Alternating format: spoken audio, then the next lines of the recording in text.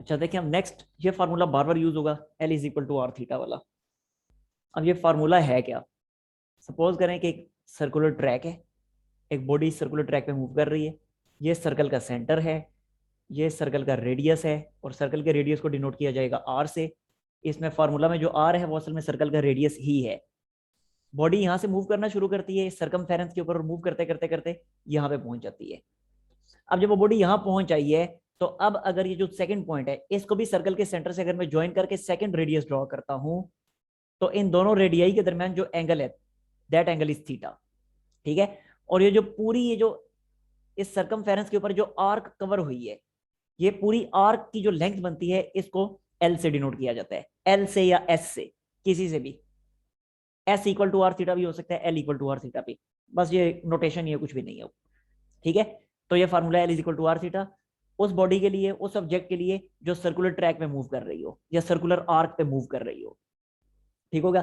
और एक और बात, ये थीटा एंगल जो है ना इस फॉर्मूला में, याद रखना है थीटा एंगल हमेशा रेडियंस में होगा। जब भी इस फॉर्मूला को हम यूज करेंगे तो ये थीटा की जो वैल्यू होगी हमेशा रेडियंस में पुट होगी, कभी भी डिग्रीज में पुट नहीं होने वाली। इसलिए यस अगर सर। इसलिए अगर आपको थीटा डिग्रीज में गिवन है तो पहले आप उसको रेडियंस में कन्वर्ट करेंगे, फिर आप उसको इसमें पुट करेंगे। इसी तरह अगर यहां से इस फॉर्मूला से अपने थीटा की वैल्यू कैलकुलेट करनी हुई, तो थीटा की जो वैल्यू आपको इस फॉर्मूला से मिलेगी वो भी आपको रेडियंस में ही मिलेगी, कभी भी डिग्रीज में नहीं मिलने वाली। ठीक होगी? ठीक हो गया? इतनी बात समझ आ गई? Yes sir. अच्छा, अब जरा देखें फिर क्वेश्चन नंबर 3।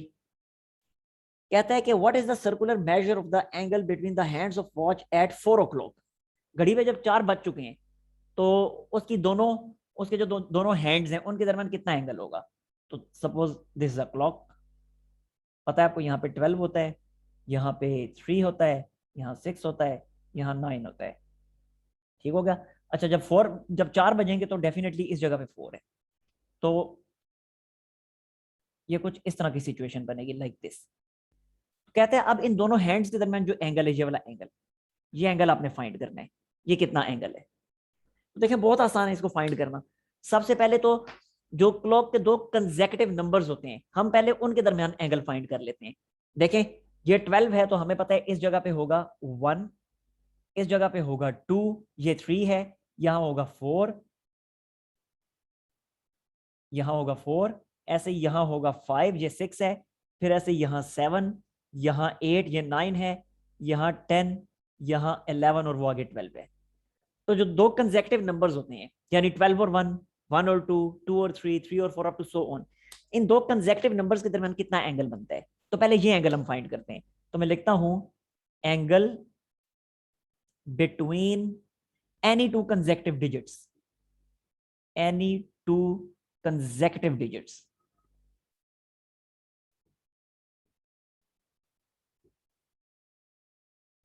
जी बताएं कैसे फाइंड करेंगे दो कंसेक्यूटिव डिजिट्स के दरमियान एंगल? क्या आ रहा है आपके माइंड में?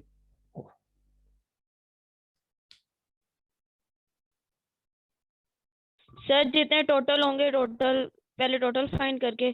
टोटल क्या तो मतलब? टोटल का तो हमें पता ही है, टोटल 360 डिग्री यस, होंगे। फिर उसको डिवाइड करेंगे। अच्छा। यस, टोटल जो एंगल है वो है 360 डिग्री। यानी पूरा जो एंगल बनता है पूरे एक सर्कुलर मेजर का, पूरा जो सर्कमफेरेंस का एंगल बनता है वो होता है 360 डिग्री। तो 360 डिग्री को हम डिवाइड कर देंगे टोटल नंबर ऑफ डिजिट से, क्योंकि ये पूरा 360 डिग्री जो है वो डिवाइडेड है 12 डिजिट्स के दरमियान। The whole yes 360 sir. Degree has been divided between 12 digits. तो इसलिए 12 360 डिजिट। को 12 पे हम डिवाइड करेंगे तो हर दो कंसेक्यूटिव डिजिट्स का एंगल मिल जाएगा। तो ये क्या बनेगा? ये बनेगा यस सर। 30 डिग्री। ठीक है। तो इसका मतलब है कि हर दो कंसेक्यूटिव डिजिट्स के दरमियान जो एंगल है वो है 30 डिग्री। अब जरा देखें यस कि सर। ये अब जरा देखें कि जब पूरे 4 बज गए हैं तो टोटल कितने इंटरवल्स आ रहे हैं इन दोनों हैंड्स के दरमियान? जी बताएं। 4। यस, टोटल 4 इंटरवल्स हैं। Total intervals between hands of clock, hands of clock at 4 o'clock, at 4 o'clock, कि जब पूरे 4 बज गए तो टोटल इंटरवल्स आ रहे हैं हमारे पास 4। अब जब हर हर एक इंटरवल का एंगल 30 डिग्री है, हर दो कंसेक्यूटिव डिजिट्स का एंगल 30 होने का मतलब यही है कि हर एक इंटरवल का एंगल 30 है। तो जब हर एक इंटरवल का एंगल 30 है तो अब मुझे बताएं कितना एंगल बनेगा? 4 multiplied by 30, yes, 120 degree. Required angle at 4 o'clock। तो सिंपल सी बात है, टोटल इंटरवल्स हैं 4 और हर इंटरवल का एंगल है 30, तो 4 को 30 से मल्टीप्लाई करेंगे तो सिंपली हमें पता चल गया कि 4 o'clock पे 120 डिग्री का एंगल बन रहे। Clear? Any problem? Yes sir, clear. Okay, next आते हैं फिर क्वेश्चन नंबर 4 की तरफ। 4, 5, 6 सारे सेम है, एक ही फार्मूला यूज हो रहा है। देखिए क्वेश्चन 4 में वो कहता है कि फाइंड थीटा। आपने थीटा फाइंड करना है। ठीक है, मैं कौन सा कर दूं पार्ट नंबर, एक जैसे ये दोनों पार्ट नंबर 1 ही देख लें। अच्छा, थीटा हमने फाइंड करना है। आर्क लेंथ हमें बताई हुई है जो कि है 1.5 सेंटीमीटर्स और रेडियस हमें बताया हुआ है वो है 2.5 सेंटीमीटर्स। आपने सिंपली थीटा एंगल फाइंड करना है। तो देख लें, थीटा एंगल हम फाइंड कर लेते हैं। फार्मूला आपके सामने लिखा हुआ है, L is equal to R theta वाला। तो यहाँ से थीटा क्या होगा? थीटा होगा L by R. Values put करें, L की वैल्यू है 2.5 सॉरी 1.5, L की वैल्यू है 1.5 और R की वैल्यू है 2.5। डिवाइड करें तो यहाँ से थीटा हमारे पास आ जाएगा रेडियंस में। देख लेते हैं, 1.5 divided by 2.5 and it becomes what? 0.6 radians. लें जी, कोई मसला? No sir, clear है. ओके, अब अगर इसको डिग्रीज में भी कन्वर्ट करना हो ना तो बहुत आसान है। वैसे क्वेश्चन में कहा तो नहीं है, लेकिन एन मुमकिन है कि किसी क्वेश्चन में वो कह दे कि find theta angle in degrees. तो कैसे फाइंड करेंगे? ऐसे ही पहले रेडियंस में फाइंड कर लेंगे और फिर डिग्रीज में फाइंड करना हो तो Multiplied by pi by 180. Yes बिल्कुल ठीक है, ये लिखेंगे multiply by pi by sorry pi by 180 नहीं, 180 बाय पाई। रेडियन से डिग्री में जा रहे हैं ना, 180 बाय पाई। और उसके बाद पाई की वैल्यू पुट कर दें और कैलकुलेशन कर लें, आपके पास ये डिग्रीज में आ जाएगा। क्लियर? कोई मसला? Yes sir, clear. अच्छा, इसके बाद हम आते हैं क्वेश्चन 4 का एक पार्ट हो गया, दूसरा अब आप लोगों ने करना है। क्वेश्चन 5 देख लें। अब इसमें कहते हैं आपने आर्क लेंथ फाइंड करनी है और थीटा जो है वो, मैं इसका पार्ट नंबर 2 कर देता हूँ क्योंकि पार्ट नंबर 1 में तो थीटा ऑलरेडी रेडियंस में है। पार्ट नंबर 2 में थीटा रेडियंस में नहीं है, बल्कि पहले उसको रेडियंस में कन्वर्ट करना है और उसके बाद ये फॉर्मूला यूज होगा। तो आर्क लेंथ हमें फाइंड करने का कहा जा रहा है और थीटा में गिवन है 65 डिग्री 20 मिनट्स। 65 डिग्री 20 मिनट्स और रेडियस हमें गिवन है किसमें? रेडियस हमें गिवन है 18 मिलीमीटर्स। मिलीमीटर्स में गिवन है। तो जब रेडियस मिलीमीटर्स में गिवन है तो इसका मतलब है कि जब आर्क लेंथ हम फाइंड करेंगे तो आर्क लेंथ भी हमें मिलीमीटर्स में ही मिलेगी, वो सेंटीमीटर या मीटर में नहीं मिल सकेगी। ठीक हो गया?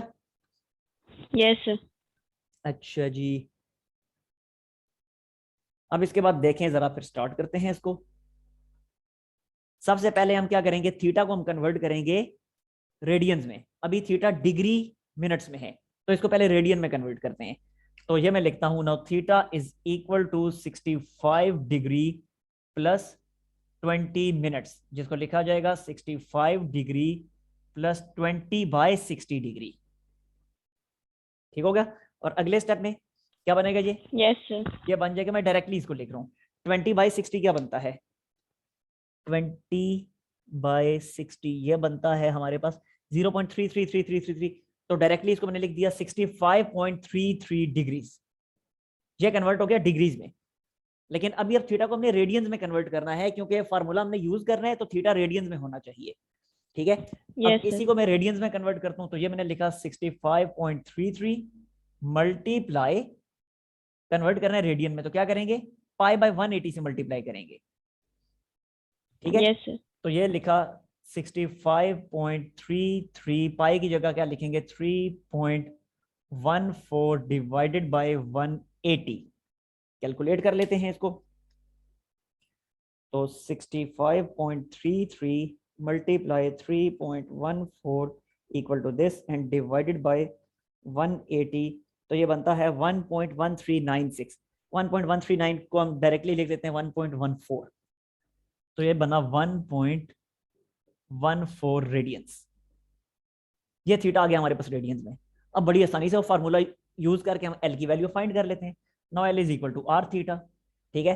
तो L is equal to R की जगह क्या आ जाएगा, आर की जगह आ जाएगा 18 इनटू थीटा की जगह आ जाएगा 1.14, और जब मल्टीप्लाई करेंगे तो यहाँ से आर्क लेंथ हमें रेडियंस में मिल जाएगी।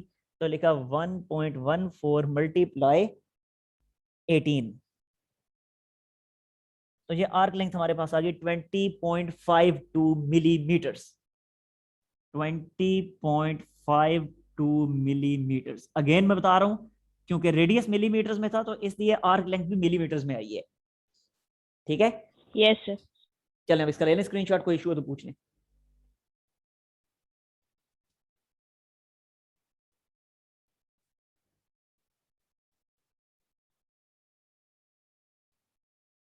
हो गया, ले लिए सर। Yes okay. सर। अब क्वेश्चन नंबर 5 हो गया, 6 में रेडियस फाइंड करने हैं। अब मेरा नहीं ख्याल कि कोई मुश्किल है, फिर यही फार्मूला यूज कर रहे हैं। अब आर्क लेंथ और थीटा गिवन है और रेडियस आपने फाइंड कर लेने, हो जाएगा ना, कोई इशू तो नहीं है। यस सर, हो जाएगा। अच्छा जी, तो आई थिंक काफी है इतना, क्योंकि मैंने अभी तक असर की नमाज नहीं पढ़ी और टाइम निकल रहा है। बाकी फिर इसको यस सर, इंशाल्लाह कल ठीक है। देखते हैं, ठीक है। सर बस मैंने एक पूछना था कि ये जो मैट्रिसेस होते हैं, हम्म। मैट्रिसेस में जब जिस तरह